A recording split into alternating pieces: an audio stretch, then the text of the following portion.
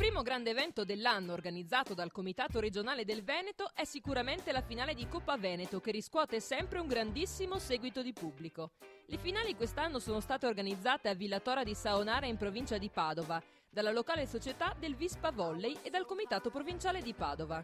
In campo maschile, grandi festeggiamenti per la LAE Elettronico Derzo, che ha sconfitto i giovani del Sempre Volley per 3-0 ed ha conquistato il trofeo Mikasa. Abbiamo festeggiato alla grande, ci tenevamo a vincere questa Coppa e diciamo che è andata bene, dai, senza perdere neanche un set in tutta la competizione, non potevamo augurarci di meglio. MVP dell'incontro è stato Luca Moro dell'Oderzo.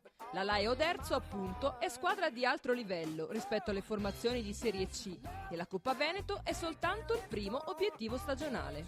Adesso c'è la Coppa Triveneto, poi vediamo di chiudere bene il campionato, abbiamo già un buon margine, però non dobbiamo sottovalutare il proseguo del campionato che sarà dura e speriamo di concludere al meglio, al più presto, per festeggiare a dovere. È bene ricordare che alcuni giocatori dell'Oderzo provengono da un campionato di Serie D disputato l'anno scorso. Sono arrivato l'anno scorso con l'obiettivo della Serie C.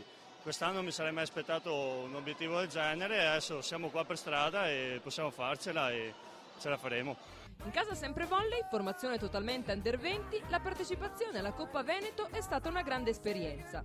Questa squadra è la massima espressione giovanile della Serie A dell'Anton Veneta Padova ed appunto manifestazioni come la Coppa Veneto vengono affrontate per maturare esperienza e per crescere.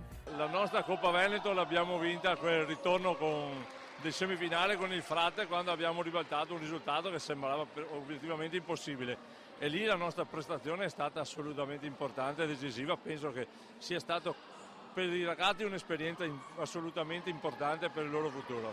Per i giocatori un po' di rammarico rimane per aver perso la finale, anche se oggettivamente non c'erano possibilità contro questo Oderzo. Sicuramente siamo stati molto fortunati anche soprattutto nella semifinale ad aver recuperato bene il 3-0 che avevamo subito, anche vincendo di spareggio. Certo che la partita di oggi non abbiamo dato il meglio di noi, potevamo sicuramente fare di più e ci dispiace, però comunque una squadra meritevole dall'altra parte della rete. E appunto, in chiave crescita personale, la sfida con Oderzo è stata per i ragazzi del Sempre Volley un bel test, probante ma assolutamente utile. Sì, molto provante, è anche stato utile perché confrontarsi con queste squadre qua è sempre molto positivo per una squadra giovane come la nostra. A supportare il tutto c'è stato il Comitato Provinciale di Padova, che riconosce il grande impatto mediatico della Coppa Veneto e la grande organizzazione del Vispa Volley. Noi la ringraziamo perché ha organizzato in maniera eccellente questa partita, il palazzetto non riusciva a contenere tutte le persone, una manifestazione che continua a riscuotere un ampio successo, partita tantissimi anni fa,